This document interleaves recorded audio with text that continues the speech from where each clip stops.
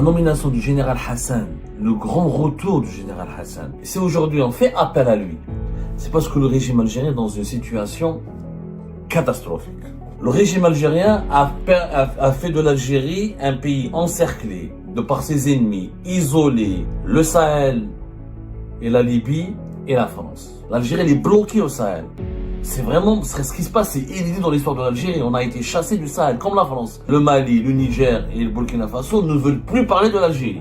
Ils tournent le dos à l'Algérie, ils veulent parler qu'avec le Maroc, les Émirats et la Russie. Le vide laissé par l'Algérie est en train de combler par les Émirats et la Turquie et le Maroc. Le Maroc forme des militaires des pays des États du Sahel, la Turquie c'est elle qui fournit les armes, et les Émirats c'est elle qui apporte les financements et qui aide aussi dans pas mal de projets. Burkina Faso, Niger, Mali, s'ils s'alignent sur la politique du Maroc et s'ils s'alignent sur les intérêts des Émirats, ils vont devenir totalement hostiles à l'Algérie. Et le djihadisme islamiste, s'il est vaincu et éjecté, chassé des pays du Sahel, il va se retrouver sur le sol algérien. Là, c'est une catastrophe. Donc le général Hassan a été nommé aujourd'hui parce que le pouvoir algérien, pardonnez-moi l'expression, est dans la merde. Il est dans la merde. La nomination du général Hassan, le grand retour du général Hassan, le retour peut être inattendu. C'est un véritable coup de théâtre politique en Algérie. La nomination du général Hassan à la tête de la DGSI, la Direction Générale de la Sécurité Intérieure, le plus puissant service de renseignement en Algérie, l'agence de renseignement la plus importante des services secrets algériens, est un véritable coup de théâtre. Est un coup de théâtre qui est survenu dans un contexte bien précis. Le général Hassan est pratiquement à la retraite depuis 2013. Ça fait maintenant plus de 10 ans. Il a fait 5 ans de prison de 2015 à 2020. Et il n'a été innocenté et réhabilité qu'à partir de 2021, qu'à partir de fin mars 2021. Depuis, il est dans une retraite déguisée. Parce que quand on est un ancien des services secrets algériens, on n'est jamais à la retraite. On opère toujours dans les salons, on opère toujours dans les coulisses, on est toujours consulté. D'autant plus que le général Hassan n'a jamais rompu de son contact, n'a jamais rompu ses relations avec le général Tofek. Il est resté fidèle au général Tofek. Il a continué à fréquenter le général Tofek. Il est resté vraiment extrêmement loyal au général Tofek. Et c'est l'officier le plus préféré du général Tofek. Le général Hassan, son retour maintenant, alors que depuis 2022, des voix appellent à son retour, et ce retour avait été refusé par Tebboune et même par Chengueleha. C'était une idée qui a été écartée. C'est aujourd'hui elle a été acceptée. Et c'est aujourd'hui on fait appel à lui. C'est parce que le régime algérien est dans une situation catastrophique. Le régime algérien a fait de l'Algérie un pays encerclé de par ses ennemis, isolé, entouré de menaces extérieures et exposé à des menaces intérieures explosives. Le général Hassan, s'il a été rappelé aujourd'hui, c'est pour jouer le rôle du sauveur. Mais est-ce qu'à son âge, il est âgé de plus de 75 ans, est-ce qu'il est capable de jouer le rôle du sauveur? On va essayer de l'expliquer aujourd'hui.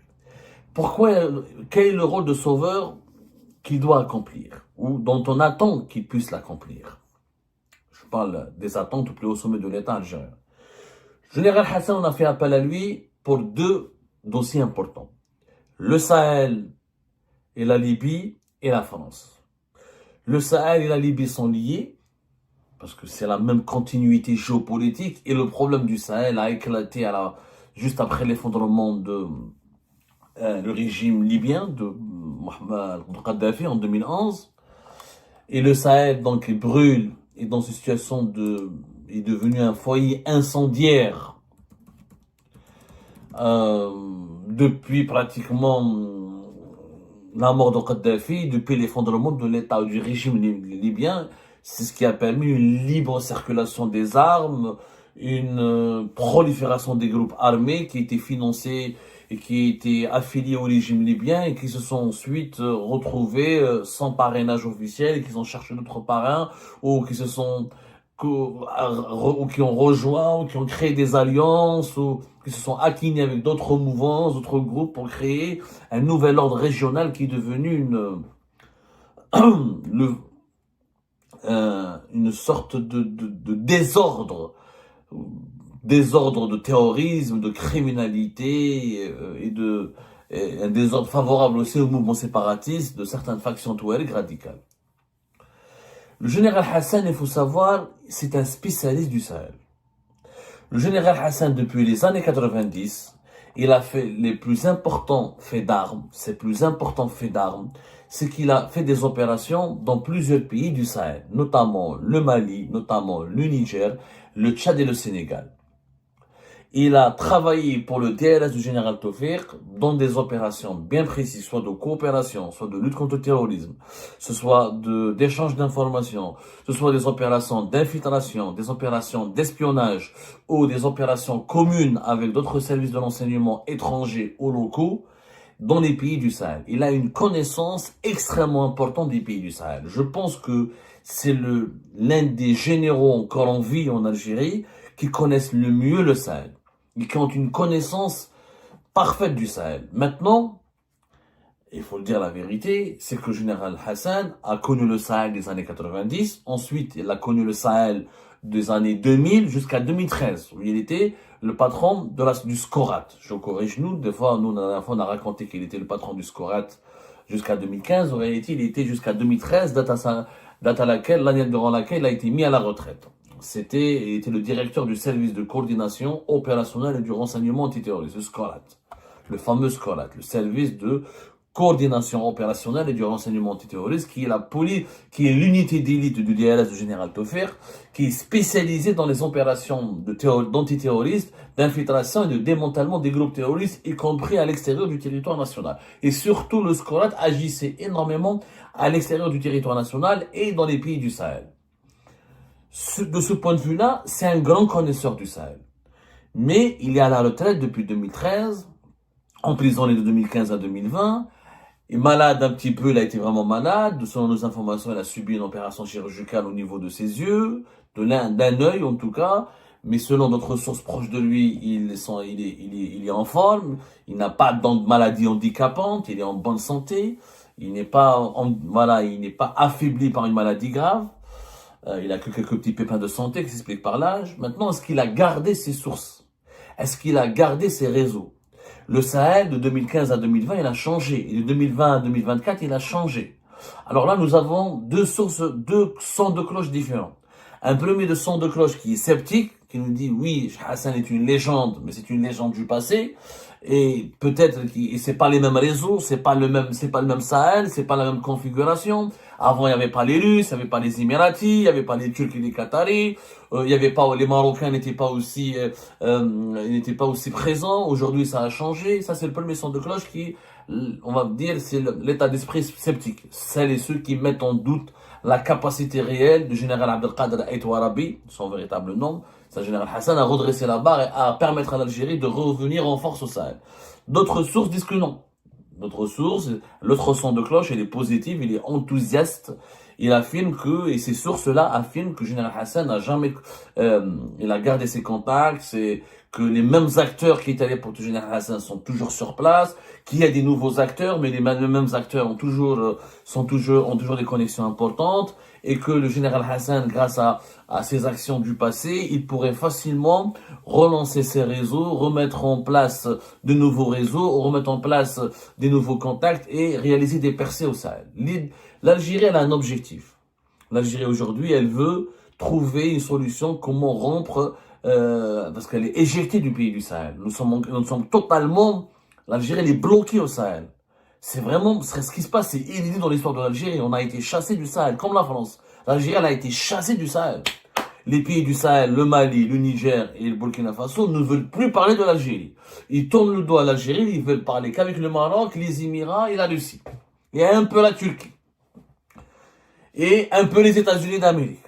Mais l'Algérie, comme la France, elle est totalement éjectée du Sahel.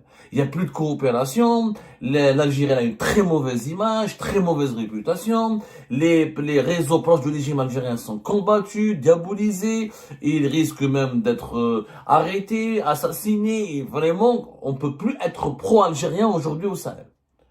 À cause de la crise diplomatique et politique qui a été enclenchée par le régime Tebboune avec les autorités de transition au Mali, au Niger et au Burkina Faso, qui sont soutenues par la Russie et soutenues aussi par le Maroc et les Émirats, ont obtenu suffisamment de force pour affronter l'Algérie, pour dire à l'Algérie, on n'a plus besoin de vous.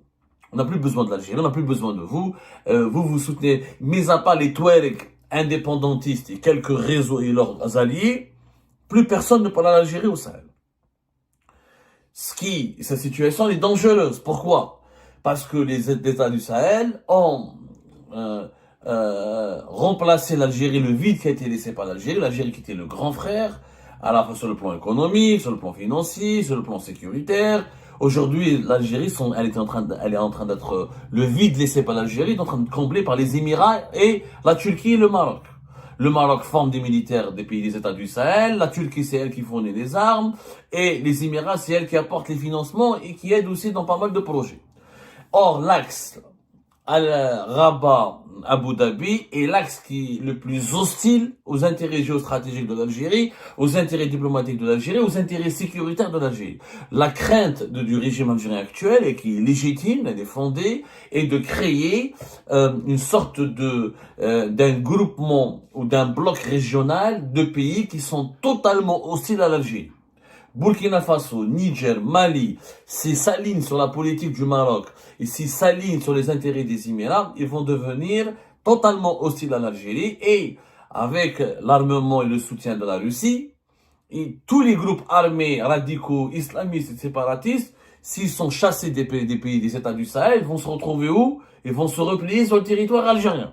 Donc ils vont essayer de se reconstituer sur le territoire algérien et de prospérer sur le territoire algérien, au risque de provoquer des atteintes dangereuses, pour ne pas dire fatales, à la sécurité nationale et à la stabilité de l'Algérie.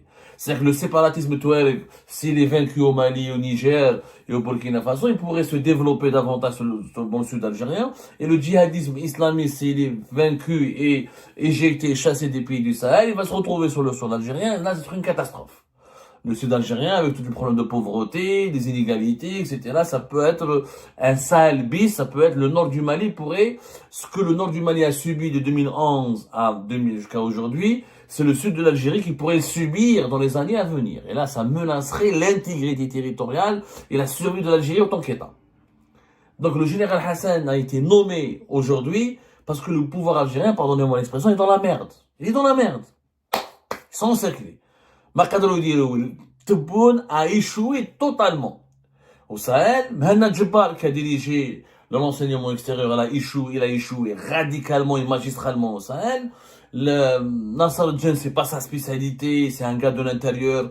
Tout ce qui concerne l'international, c'est pas du tout son affaire, il n'a pas le profil. Donc, il fallait un homme qui puisse gérer ce dossier. Mais à part Général Taufer, Général Hassan, il n'y a personne en Algérie. Comme sincèrement, mais celui qui est mort, celui qui est malade, celui qui a disparu, mais à part Hassan et Taufer, il n'y a personne au sein du régime algérien actuel qui sont capables d'insuffler une dynamique, de changer de stratégie, de proposer de nouvelles approches, de reconstituer un petit peu l'influence de l'Algérie dans le Sahel, de négocier des compromis avec les nouveaux dirigeants du Sahel. Avec toujours comme objectif d'empêcher ou de limiter du moins leur basculement dans le camp du Maroc et des Émirats et des autres puissances régionales et mondiales qui pourraient avoir une politique très hostile à l'Algérie. Deuxième dossier, la France. La Libye, elle est liée au Sahel. Le Scorat, à l'époque du général Hassan, menait plusieurs opérations au sein du territoire libyen. Ils connaissaient bien les factions libyennes. Le général Hassan travaillait beaucoup en Libye aussi, comme il a travaillé au Sahel. Et surtout, pour revenir à la France, c'est qu'il connaît très très bien les Français. Le général Hassan a mené des opérations communes avec les services secrets français. Il y a eu pas mal de coopération entre lui et les services de lutte antiterroriste des services secrets français. D'ailleurs, le message qui a été envoyé à Paris par Alger, juste avant la nomination de Hassan, pour essayer d'avoir une décrispation dans les relations bilatérales, est un message très clair, consistant à dire aux Français, bientôt il y aura un haut responsable qui sera nommé à la tête dans un poste sensible en Algérie, un haut responsable que vous connaissez bien, avec lequel vous avez déjà travaillé, avec lequel vous avez déjà collaboré, et qui sera l'un de vos futurs interlocuteurs. C'était une manière de rassurer les Français, d'essayer de baisser les tensions avec la France. Parce que l'Algérie ne peut pas se permettre d'avoir des foyers de tension partout. Au Sahel, en Libye. La Libye, c'est très grave. la Libye, le maréchal Haftar, la Tripoli a brûlé, il y a des graves crises, des graves dissensions au sein des factions libyennes à Tripoli.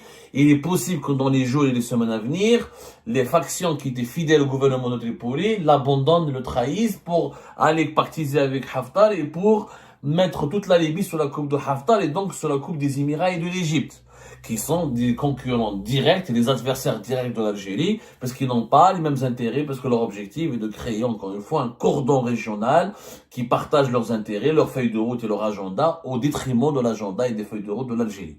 Les Émirats et l'Égypte veulent un gouvernement des régimes militaristes, sécuritaires, totalement hostiles aux islamistes, et qui leur sont uniquement fidèles, c'est-à-dire qui pratiquent une politique pro-marocaine, une politique pro-israélienne, une politique totalement contraire et à l'opposé de ce que l'Algérie veut pratiquer comme politique étrangère. Et là, l'Algérie sera encore de plus en plus isolée. Sauf que l'Algérie, sans rapport apaisé avec la France, ne pourra pas empêcher ou ne pourra pas longtemps trouver des solutions en Libye.